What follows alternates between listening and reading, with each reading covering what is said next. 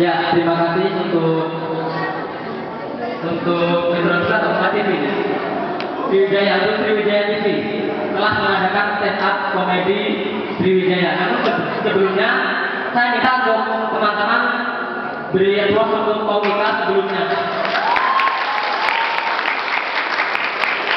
Ya, sebelum saya mulai stand up saya akan menempel sebuah foto. Tunggu dulu ya, sebentar.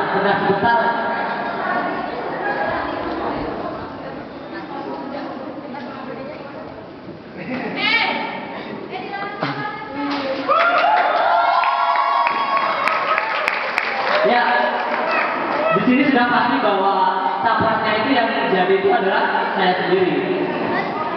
Sebelumnya saya akan memperkenalkan diri saya. Nama saya Ogi, itu bukan nama asli. Sebenarnya nama aslinya di Keren, yaitu Prayogi Pangestu. Ya, Prayogi Pangestu ini diberikan nama ini diberikan oleh orang tua saya karena sangat susah sekali orang tua saya memberikan nama ini. Butuh waktu 9 bulan 10 hari. Itu juga butuh duit juga untuk memberikan nama Prayogi Pangestu itu butuh duit. Dia itu harus ngeluarin duitnya ke bidan. Jadi bukan ke dukun ya, tapi ke bidan. Dukun. Saya ini saudara kembar, perlu diketahui ya, saudara kembar. Tapi yang ngomong saudara kembar itu orang-orang. Saya tidak setuju. Kenapa? Kalau saudara kembar itu ada sama kan? Sedangkan bisa dilihat nggak siapa yang ganteng di sini? Nomor 4 sama nomor 7. Nomor 4 pasti ganteng. Nomor 7 lihat coba. Nah, bisa dipastikan bahwa saya ini bukanlah anak kembar. Yang bilang anak kembar itu hanya orang-orang yang mungkin matanya itu mirip sekali ya. Ya. Nah, ngomongin soal pemilu, kita lihat bahwa banyak sekali poster-poster yang bertebaran di jalan-jalan. Nah, poster-poster itu saya tidak setuju karena mereka saling itu tidak care sekali dengan lingkungan.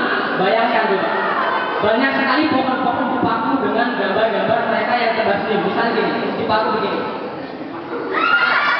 Bayangin coba, mereka aja tidak peduli lingkungan. Bagaimana kita mau peduli dengan mereka? Nah,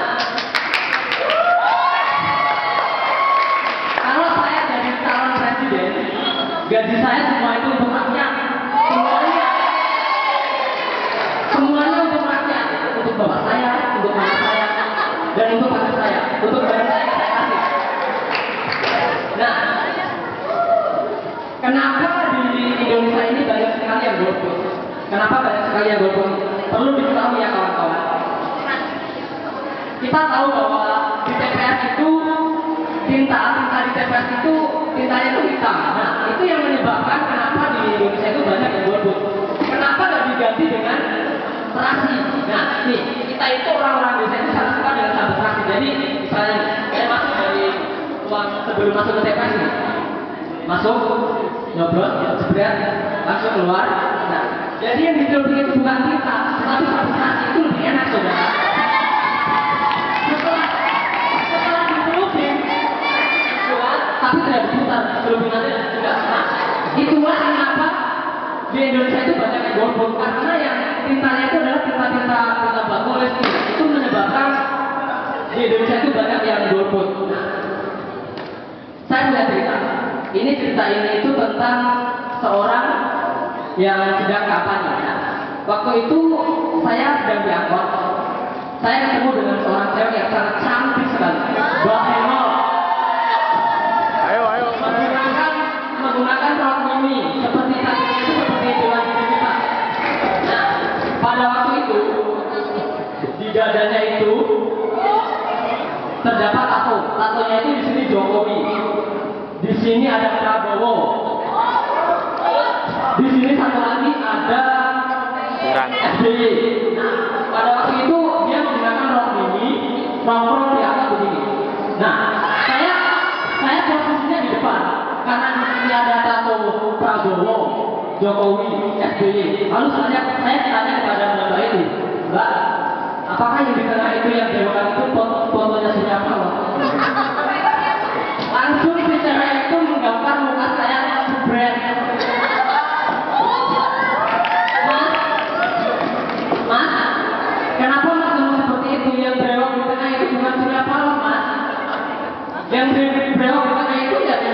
ya seperti itu kan. Nah, ngomongin soal pemilu di Indonesia itu kan para caleg itu kan biasa. Caleg-caleg atau capres-capres itu sebelum dia menyalonkan jadi presiden yaitu datang ke dukun. Itu sudah biasa teman-teman. Tetapi yang tidak biasanya lagi, si dukun datang ke tempat caleg. Nah, si dukun itu kan biasa dengan ilmu santetnya. Ilmu santetnya itu dibawa-bawa ke tempat TPS. Jadi begini, setelah si dukun itu mencoblos, perlu diketahui bahwa santet itu bukan mencontrek tapi mencoblos. Nah, di TPS itu kan ada nama-nama caleg dan foto-foto caleg. Nah, si dukun itu ilmunya itu masih bawa-bawa, ilmu santetnya itu masih bawa. Jadi setelah ia coblos si caleg 10, lalu si calegnya yang di rumah sana langsung tewas. Kenapa? Karena ilmu santetnya itu masih dibawa ke TPS, saudara. Ada satu lagi cerita. Ada ciri-ciri seseorang yang tidak pantas untuk mencoblos. Salah satunya itu adalah Dora the Explorer. Pernah nonton Dora the Explorer nggak? Si Dora itu saya katakan tidak pantas untuk mencoblos. Kenapa? Dia begini. Si Dora itu kan biasa di TV itu begini. Masuk ke tempat TPS. Apa yang kita butuhkan? Paku. Oh iya betul, paku. Selanjutnya, terus apalagi yang kita butuhkan? Kertas. Oh iya betul, kertas. Mau sampai kapan dia ngeblosnya? Apa yang kita butuhkan? Paku. Oh iya betul, paku. Terus apa yang kita butuhkan? Kertas. Oh betul, kertas. Nah, mau sampai kapan? Nah, itu adalah ciri-ciri seorang yang tidak pantas untuk mencoblos. Nah, kalau masalah poster-poster, baliho-baliho di jalan-jalan itu kan banyak mereka itu dengan wajah senyumnya para caleg itu senyum lalu memberikan kata-katanya. Saya akan membuat negara ini bebas banjir. Saya akan membuat negara ini bebas korupsi. Tapi kalau saya tidak setuju dengan hal seperti itu. Yang akan saya lakukan yaitu baliho saya itu, saya akan membuat negara ini banjir. Saya akan membuat warga saya, para anggota saya itu koruptor. Nah, dengan seperti itu maka seorang yang misalnya naik motor di jalan, di samping ini ada baliho yang dengan biasa wajahnya yang cantik, yang ganteng dengan kata-katanya biasa, naik motor, lihat itu udah biasa, lewat. Tapi kalau dengan poster saya, di sini itu ada wajah caleg, wajahnya saya, di situ saya menulis, saya akan membuat negara ini banjir, saya akan membuat anggota saya itu para koruptor.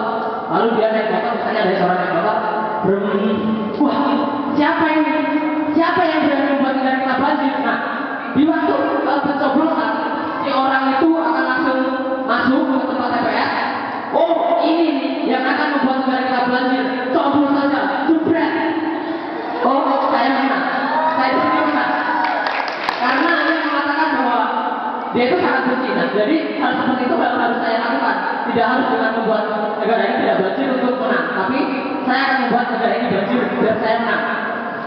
Nah, ngomongin masalah pemilu di Indonesia itu sangat terkenal dengan hantu-hantunya. Saya tidak akan bikin caleg, karena kita pusing bikin caleg aja nggak pusing bikin kita. Saya di sini akan bercerita tentang di Indonesia itu dari Merauke, dari Sabang sampai Merauke itu terkenal dengan hantu-hantunya, yaitu hantu pocong. Tapi ada satu tempat yang tidak ada hantunya, yaitu di asrama cowok. Kenapa? Ya iyalah, masa hantu nakutin hantu, kan nggak mungkin. Garing banget ya. Nah, hantu-hantu di Indonesia itu namanya itu aneh-aneh. Ada hantu namanya pocong, panggilannya itu cong. Gak jelas banget ya. Kenapa panggilannya cong? Pasti kalau di danau cong. Yang dari itu bukan pocong, tapi becong. Terus ada lagi tuyul, panggilannya apa? Yul. Kalau kita panggil Yul. Mereka itu yang MC tadi kita panggilnya dong. Misalnya Yul. Tuh, mereka datang berdua. Nah, si tuyul ini tuh apabila ketahuan sama kaset itu pasti ditangkap dia. Kenapa? Tuyul itu kan kecil suka maling. Nah, pasti dia akan ditangkap oleh kaset karena itu adalah Komnas HAM, pelanggaran HAM. Yaitu anak kecil sudah mencari duit. Nah, selain itu ada sebuah cerita tentang potong tadi. Si potong itu nggak usah kita takutin teman-teman. Potong itu nggak usah kita takutin. Kenapa? Karena kalau di lomba potong itu kan tangannya ditali. Potong itu kan tangannya ditali. Nah, kalau ikut lomba pasti potong itu nggak menang. Kenapa? Misalnya nih ikut lomba balap karung. Dia lomba pusat begini, tapi dia nggak bisa pegangin karungnya. Dia nggak akan menang. Benar? Nggak lucu ya? Oke.